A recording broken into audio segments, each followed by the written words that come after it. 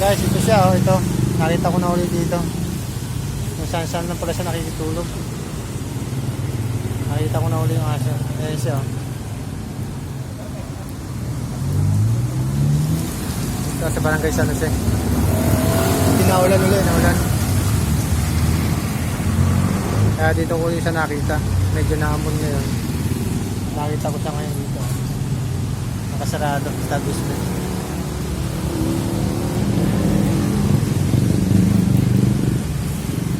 Anong aso to, kuya? Anong aso?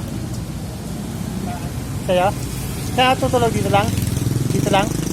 Dito na tutulog? Ayan, yung pala kay kuya pala yan. Ayan.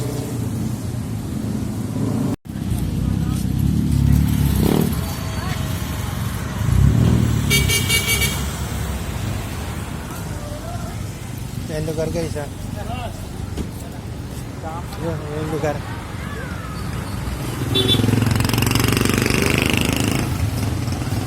Malapit lang eh. Malapit lang yung lugar.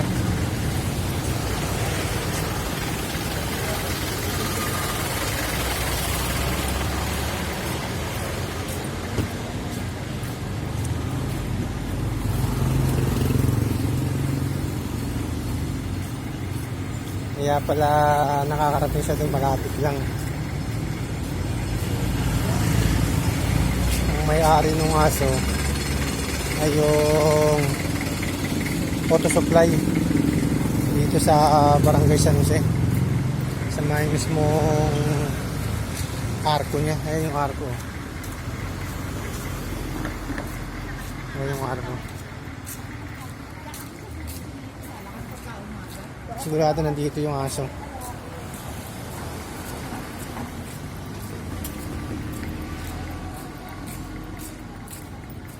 Tinitingnan ko kasi yung sitwasyon niya.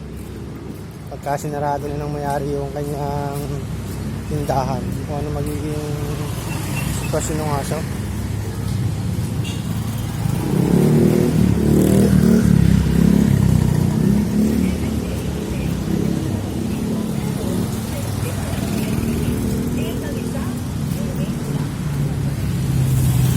Malapit na. Ito.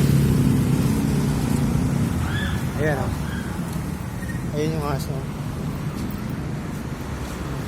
Ayan si Dodi, oh. Kung may-ari niya yung auto supply. Ayan siya, oh. Wawa naman. Hindi naman tagapantay. Ayan siya, oh.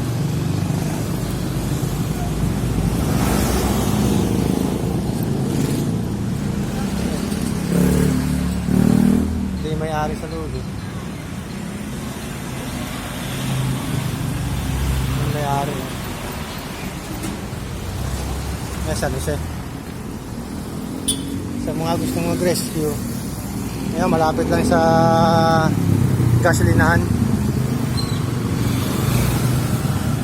Ayan, gasolinahan, oh. THK.